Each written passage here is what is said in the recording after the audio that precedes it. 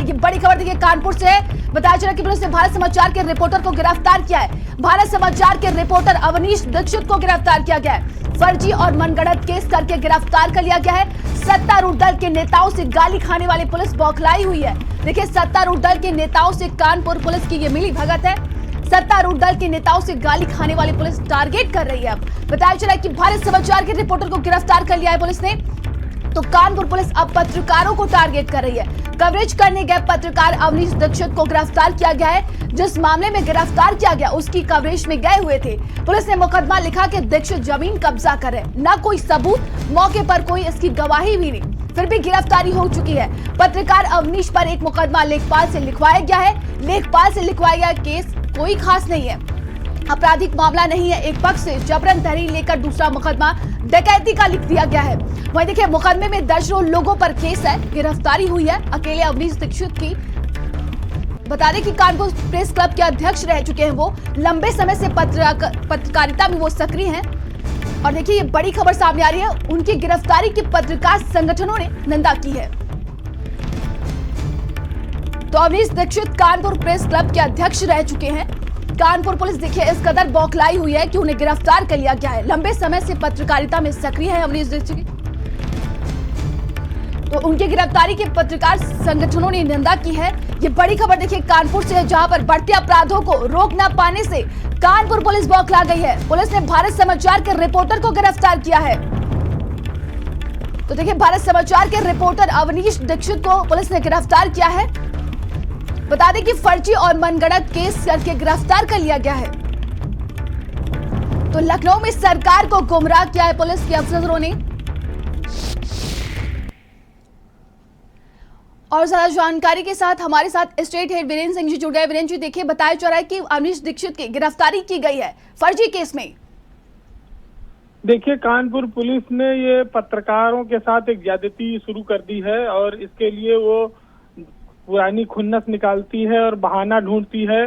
कानपुर में कल जमीन के एक विवाद में अवनीश दीक्षित मौके पर गए थे वहां पर, और वहां पर बताया जाता है कि न कोई विवाद हुआ न कोई हंगामा हुआ।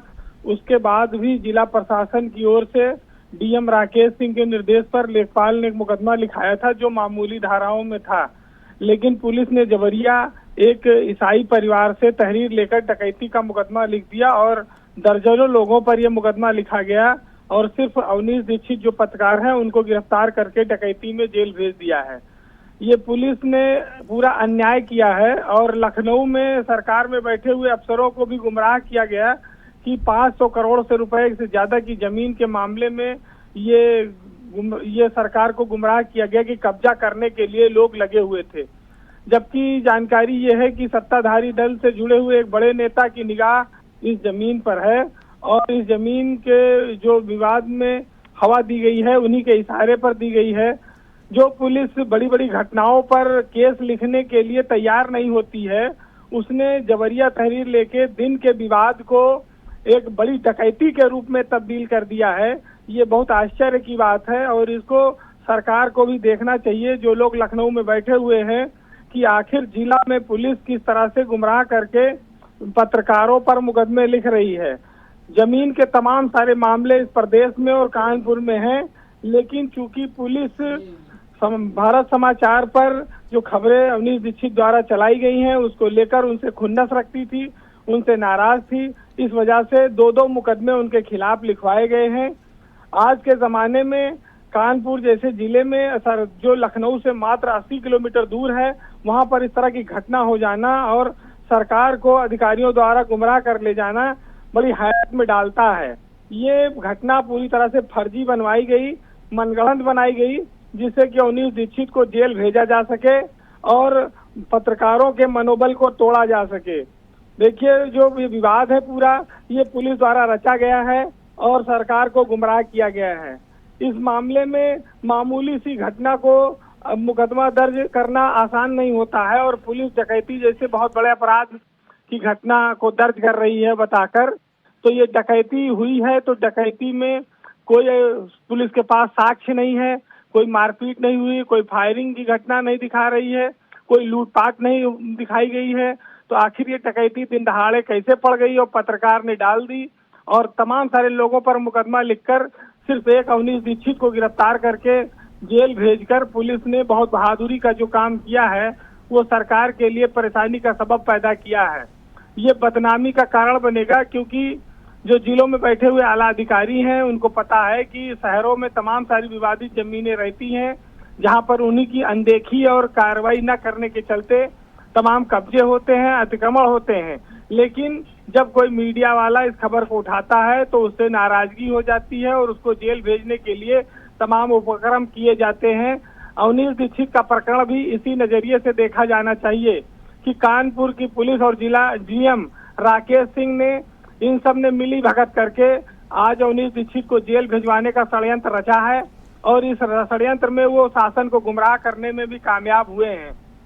जब कोई सबूत नहीं है तो इतनी गंभीर धाराओं में दो दो मुकदमा लिख देना आसान नहीं है। यहाँ पुलिस गरीब आदमी की, आम आदमी की एक तहरीर लेकर थाने से भगा देती है और यहाँ जिला प्रशासन अलग मुकदमा लिखा रहा है और एक ईसाई परिवार द्वारा अलग डकैती का मुकदमा लिखाया जा रहा है।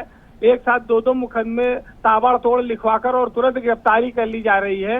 ये साफ मंशा है कि पुलिस पहले से इरादा बनाए हुए थी कि अवनीश दीक्षित जो पुलिस के तमाम सारे कारनामों को भंडाफोड़ करते हैं उनको गिरफ्तार किया जाए, किसी तरह से उनको चुप कराया जाए। और वो कानपुर पुलिस इस मामले में कामयाब हुई है, क्योंकि वो प्रेस क्लब के पहले अध्यक्ष भी रहे हैं। पत्रकारों की बहुत बड़ी संख्या उनके साथ है और कल रात तक काफी इस मामले को लेकर बवाल होता रहा। पुलिस ने थाने की कल लाइट काट दी जिससे कि लोग वहां इकट्ठा न होने पाए और लोगों को भगाया वहां से धक्के देकर।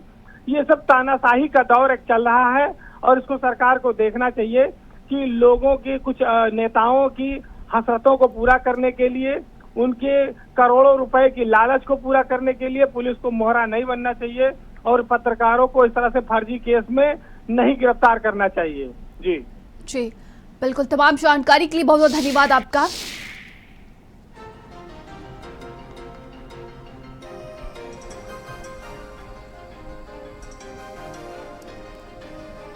और ज्यादा जानकारी